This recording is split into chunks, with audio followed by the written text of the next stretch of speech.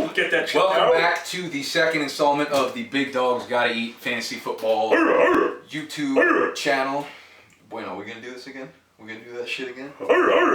Okay. My boy, tag team champ, baby. Tag team champ. Shut your fucking mouth. Dude, he's a tag team champ. Tyson O'Neil. Former Gator. Maybe it was a bad idea bringing that video up. I'm sorry. I disagree. I disagree. Shh. Guy's an athlete. Look at him. Looks like a stud. Today, we are coming to you with a shitload of action. We're live right now. Dick ton. We're not live because I'm going to fucking edit this after, but... You know, shit is live up We're there. gonna- This shit is popping. We're going to talk Tom Brady suspension. Beast. We're going to talk Le'Veon Bell suspension. Beast. We're going to talk AP. Adrian Peterson's return. Beast. We're going to talk McCoy to the Bills. We're going to talk Murray to the Eagles. Beast. Get strapped in. Grab a Monster. I'm sponsored by Monster. That's why I'm always drinking it. Red Bull for life. Fuck you. Let's go, baby. So pissed you Nas. said that. Nas, the energy drink. I'm not. Video also brought to you today by John Gotti, one of the greatest American mobsters of all time. Also sponsored by John Gotti and Monster. So we I don't got some think good John Gotti's sponsors. the best sponsors here, fellas. If any, why? He's got caught.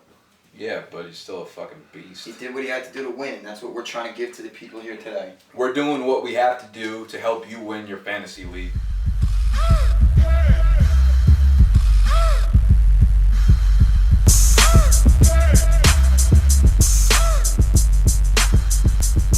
So let's start off with Le'Veon Bell.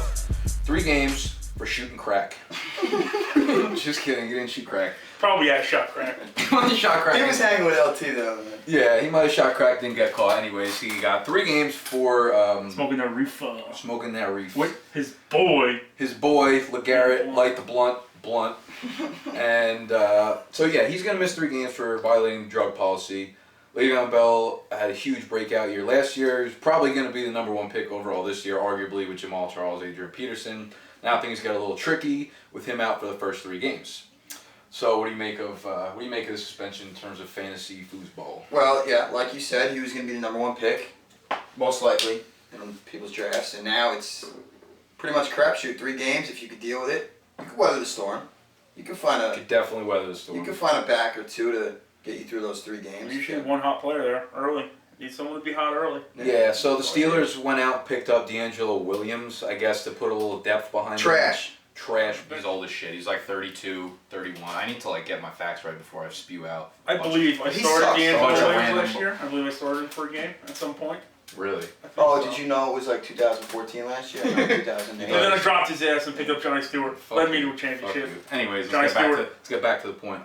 D'Angelo Williams, yeah, he's 30-something. He only played in 6 games last year. His yards per carry dipped pretty low. So he's not a guy you're going to pick up and expect Le'Veon Bell production. Probably not even RB2 production there. So you're going to want to target guys like Trey Mason. With Todd Gurley's probably going to be out at the beginning of the year, so Mason will get the starts in St. Louis. Just look for guys with good matchups in the beginning of the year, that you can get late just to weather the storm, like you said. Bell will be back and he'll be your RB1. He's an elite RB1. There's only 4 or 5 guys that can put up the type of production he puts up. We had Arian Foster missed 3 games last year. He was a top 5 fantasy back, probably I think top 3 in terms of points per game. So I mean, it's not impossible for Bell to come back and And he'll be on some fresh legs too. Yeah, good point. He'll be fresh. He had that injury in the playoffs, but I'm sure he's 100% healed now. So that's why he was smoking the ganja. Yeah. Medicinal purposes. It was medicinal. We're trying to tell the NFL that. They don't believe us. But I'm so actually Bell, reading the appeal. So Bell's probably he's not going to be your #1 guy off the board. I'll have him behind Peterson, Jamal Charles, Eddie Lacy, arguably McCoy, Lynch, Murray. Yeah, that kind of combo. He's probably in the later half of the first round, anywhere from like 6 to 10 in that range. I wouldn't let him slip any farther than that, because when he comes back, like you said, he's an elite RB. Okay, let's move to Thomas Brady. Thomas Brady has a 4-game suspension. It's going to be 2. It's going to be 2 if the NFLPA can get their shit together, bring it in court. They're going to bring the noise. Yeah. They're ready to go. They're going to bring the noise. They're going to drop that to 2. But for now, it's 4 games.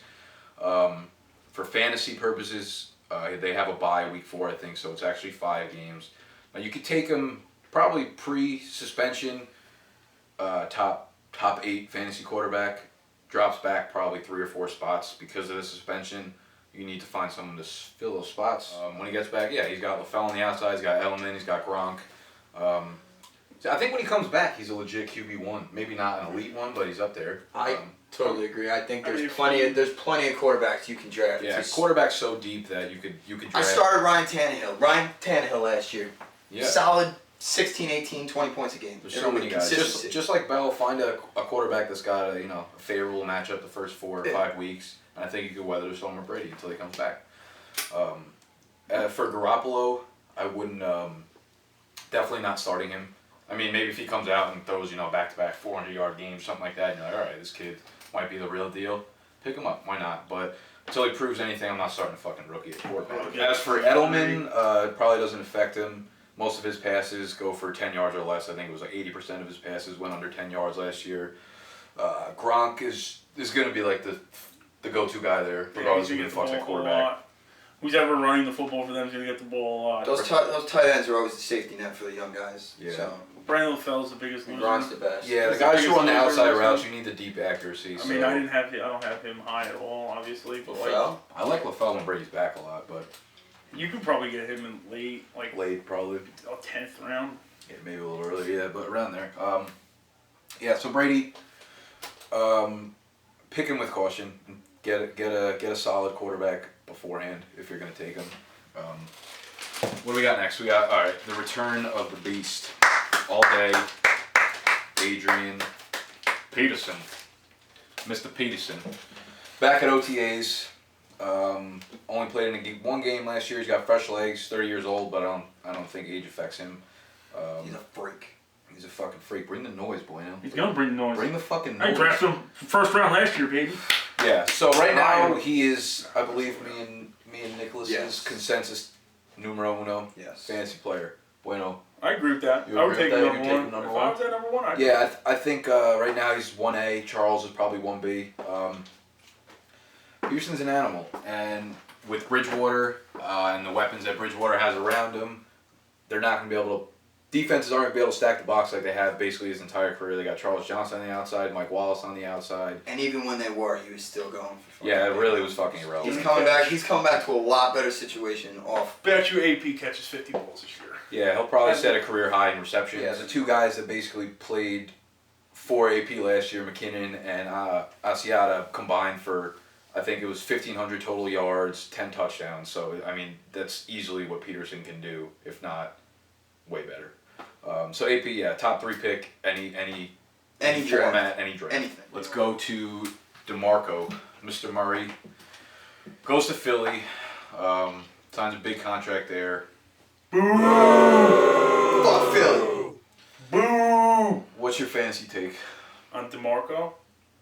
Yes. I mean, I'm a little weary of drafting the man this year. Tell me why. Tell me why. You want to know why? What the problem is? The problem is I don't see him getting as many touches with the weapons behind him at running back. I think Chip Kelly's got a lot of options. He's going to want to keep fresh legs in the game, and as opposed to DeMarco's situation in Dallas. Yeah, right behind the best line. One of the best lines. There's more talent. Yeah, had so many carries last year that his production or his volume has to dip. They got Ryan Matthews back there. They got Darren Sproles as opposed to last year when Murray had no one behind him. Joseph Randle had like 60 carries behind him. That being said, McCoy was number 1 in the league in carries in that same Philly offense 2 years ago. He was number 2 last year. So it's not crazy to think Murray can put up another 325 carries, so he could produce as an RB1 easily. But obviously the injury concern's always there. I'm not in love with their quarterback situation either. Yeah, that is yet. They lost Mac. They lost Macklin.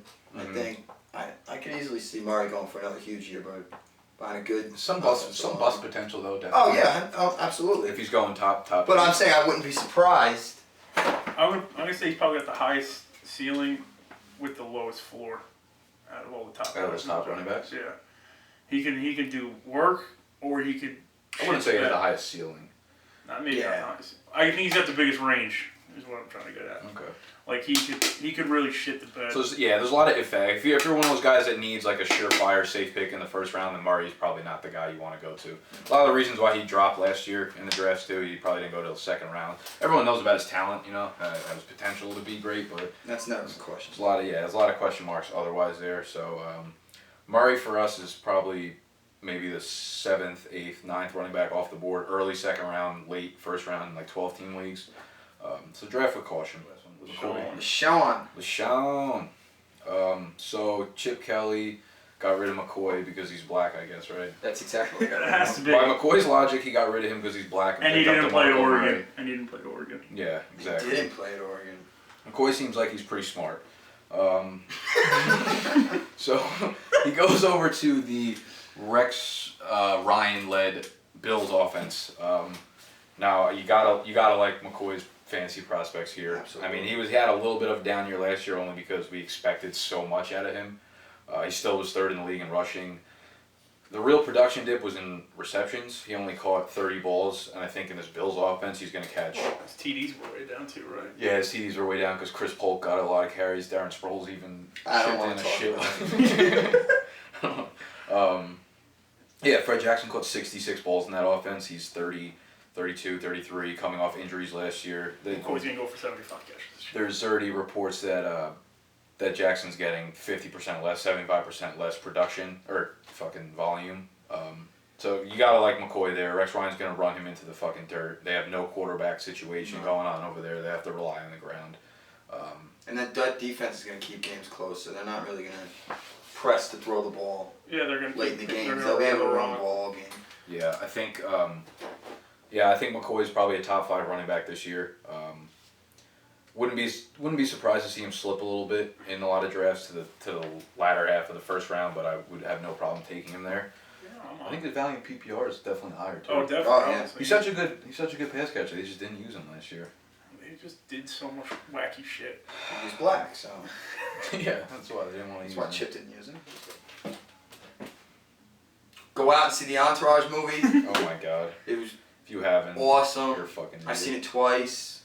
Yeah, I need to go a second time. Please. You should go tonight. Oh, baby. If you haven't checked out the website, it's www.bigdogsgottaeat.com. That's Big Dogs gotta eat. Gotta, G-O-T-T-A. Gotta. We hungry out here.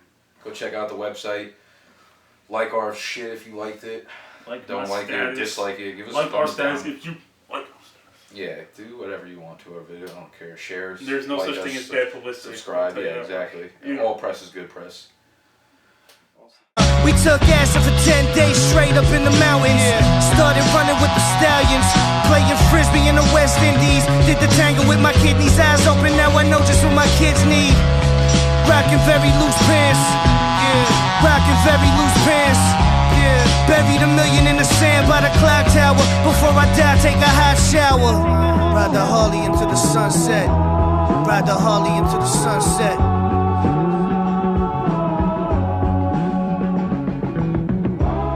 Ride the Harley into the sunset. Ride the Harley into the sunset.